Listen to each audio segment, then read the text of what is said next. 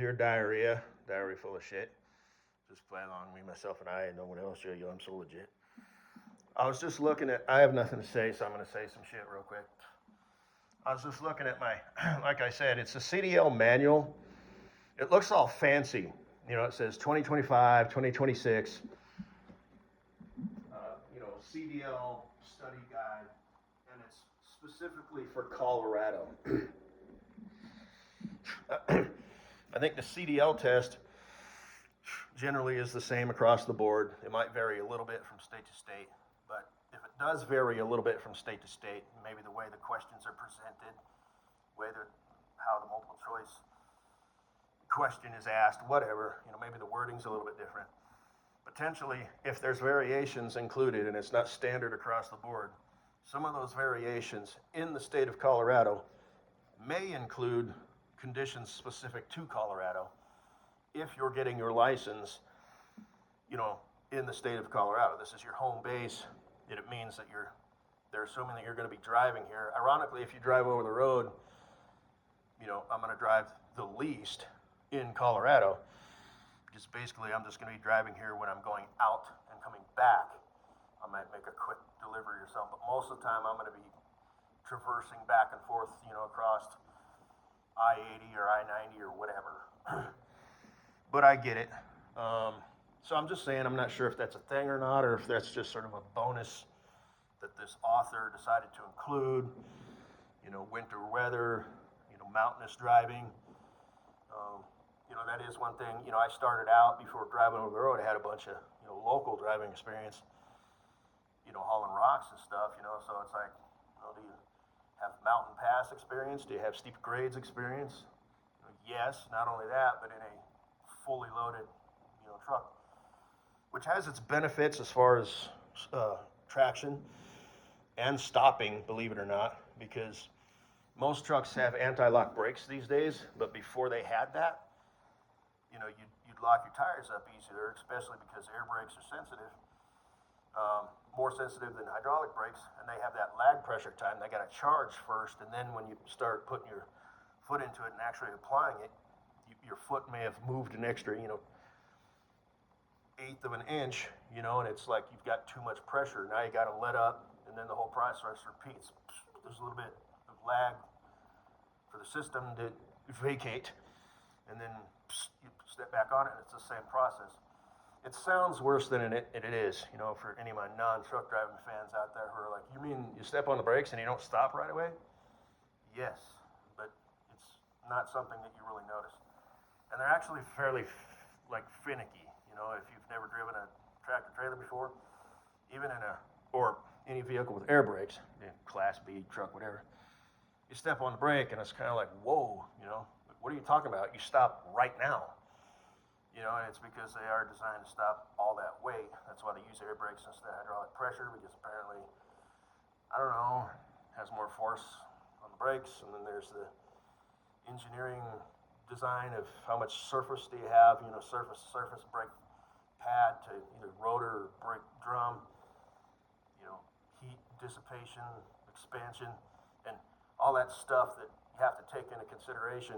How much stopping surface do we need to stop this much weight, and just because you lock up the tires doesn't mean the vehicle's, not going to keep going forward. So there's that process that I know I sound like a fucking jackass when I talk like that, but that's just kind of how I think, I think underneath it all, I might be a genius with an IQ of 98. How can I be a genius with an IQ of 98? Well, I'm a theorist. I don't know how much space you'd actually need, how to compute that. I know there's a system that you would figure, that you could run into a computer and then practically test it, because for some reason, when you test things in a vacuum, as it's called, without those variables of the real life, terrain, driver input, driver error, the human factor, as it's called, when they overreact, just all this stuff that needs to be factored in. When you test something, it needs to be a combination of theory and practice. period. And I think so many things in this world, like technology and systems on cars and whatnot, to save time and money, they just run scenarios in theory on very advanced computers. But then in the real world, it doesn't work. I remember a phrase that I heard when I was watching a show on TV, which is where all, real true knowledge comes from, is TV and especially the internet these days. They were talking about test pilots back in the golden age of like jet engines, in the 50s, in the 60s when they were figuring things out. And they had a phrase that said, always trust the pilot. Because these jackass numbers crunching engineers, the pilot would come back, oh, how was your flight, Jim? Oh, shit. Lucky to be here, Bob, and then they'd go through their debriefing or whatever, and they'd go talk to the engineers, and they'd be like, well, the plane almost killed me. They'd be like, well, that just can't be. It was designed not to kill you. Well, it almost killed me, and a part broke, and I basically had to limp the whole thing all the way home with the thing trying to kill me. So what the fuck, Poindexter?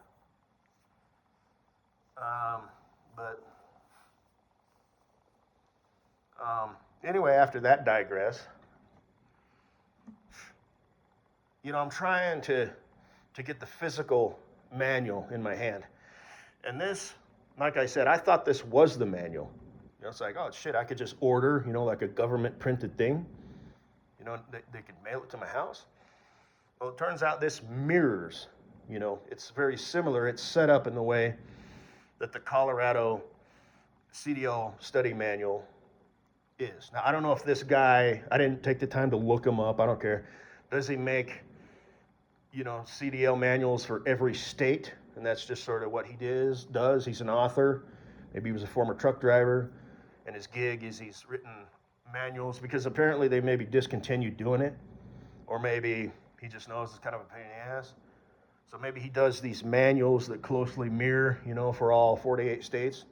Or maybe even all 50, Hawaii and Alaska. And he also writes children's books, cookbooks, and, fictional comedies or something. And he's just an author, and that's what he does. And maybe he's familiar with the truck driving world. Maybe he drove a truck for a bit, while he was going to school or whatever. For whatever reason, he spent the money to acquire his CDL. Maybe he's old enough where it was grandfathered in, and now he's an author because that's always been his dream, and he's an old man with gray hair and glasses. But again, not to overthink things, but for whatever reason, I have a book in my possession written by a dude that closely follows the Colorado manual, which I'm trying to get, but can't get. Went to, so far, 2 different locations, and they both were like, I don't know. And then they went to go get it, and they basically said, well, we don't have it. So it's like nobody's told them if they've discontinued making the manual or not, because they always go over and check, and then they come back, nope, we don't have it. And the one place I asked, when do you get them in? And he's like, it's hit and miss. They don't tell us. Sometimes they'll drop off a stack. Sometimes they'll drop off one, and it's in Spanish. So sounds about right. I think you need to be able to understand, read and speak the English language to get your license. I know you do as a CDL, holder. That's a new thing, which makes sense. If you don't understand the sign, that says exit, 2 miles ahead, and you're trying to force your way over because you just realized, oh shit, there's the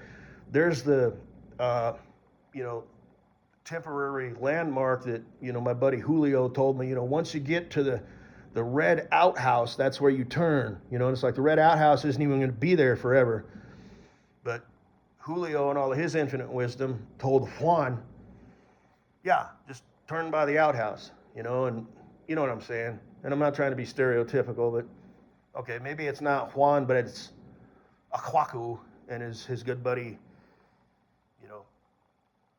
El Ziba, from Africa or something. They just, wherever they're from, maybe it's Ching and his friend Ding, from China. Fuck you. Fuck what you bring to the table. But anyway, I have one more place to look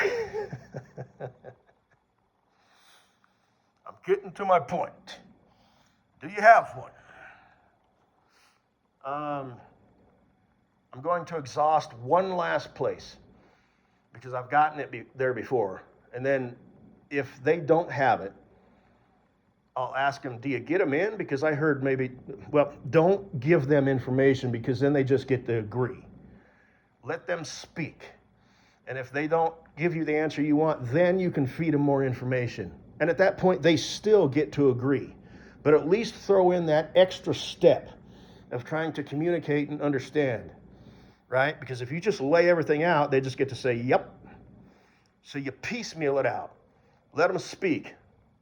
That way they can, if they say it and you didn't need to ask them, then you know it's accurate.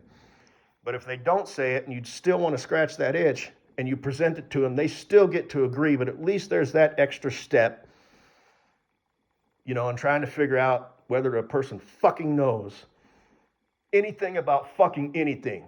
So, I'm going to go try that. It's kind of a long ways, but that's fucking just whatever.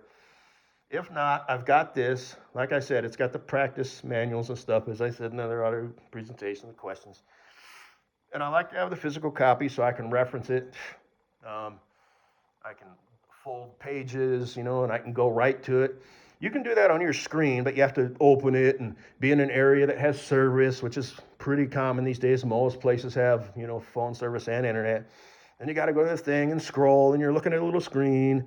I could throw it up, you know, on mirror image on my TV and just have a, you know, study session or whatever. But I really prefer to have the physical thing in my hand. I can sit in my recliner, open the book, and fucking read it. And another thing you get to do is you get to highlight stuff, you know, with marker.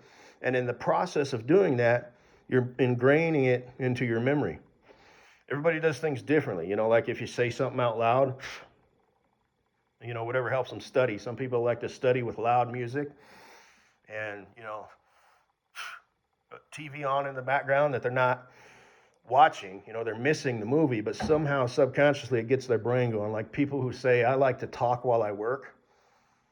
I do not like to talk while I work. Whatever. Some people need to study in absolute silence, you know, and everybody has their own way that they're wired and how they discover how they work. And I like to have the physical copy in my hand. And that way it's just there. I can take it with me to the test and, you know, 15 minutes before my appointment, I'm in the parking lot. Again, I just open the page, read the 4 or 5 pages, you know, read the whole thing quickly, pay special attention to what I highlighted, and I'm good to go. I'm not sitting there with my fucking phone doing the thumb scroll thing, you know. It's because I'm an old fucker, you know, and I was born, I experienced, you know, life as a kid, you know, and as like I'd say even a young adult, before all of this, everything's on your phone. I've got thumbs of fury bullshit. I like books. I like manuals. You know, I like pen and paper. You know, that's just how I roll. So that's all I had to say. For really no particular reason. I mean, nobody cares. What am I running, a CDL study manual YouTube channel? You know, but maybe somebody could gain something from it. Leave a comment below, hordes and hordes of fans. How do you learn? How do you study? Do you like to write things down? Do you like to say things out loud? What's your method? I'm curious to know. I enjoy reading my comments. Every now and then I get some fucking piece of shit. Be it legitimate or be it something, because like I said, it's always something weird. They got some sort of weird name that sort of matches, you know, something that I was talking about, you know, and it's like, okay, whatever, you know, fucko, you know, I feel sorry for her, but, or anybody, you know, it could be the group of, you know, broads, you know, who get together, you know, and drink wine and You know, it's just sort of a masturbatory exercise for most of them. You know, they throw me up on the screen, pour their wine, eat their caviar, you know, and talk about how they'd sex me up and love me up and do that. And then there's that one mousy, you know, it's 22-year-old with a ponytail who's like, I think I could do this. I could move to Colorado, you know, and maybe it's her, maybe it's Mrs. Butthead, you know. I don't envy these fools, you know, so. Anyway, you're welcome. The advice is free, but I should charge for the wisdom. All that mess. But I've said this before, all that other shit, I'm not wrong. I mean, I mean that humbly, but you motherfucker, you dumb, stupid motherfucker, you. All that shit I said about engineering and, you know, double two-pronged, you know, approach, you know. I'm not wrong about that. Well, how do you know? Does it need to be verified? Which would you prefer? Do you want a product that actually works? You know, or do you want shit? So, anyway,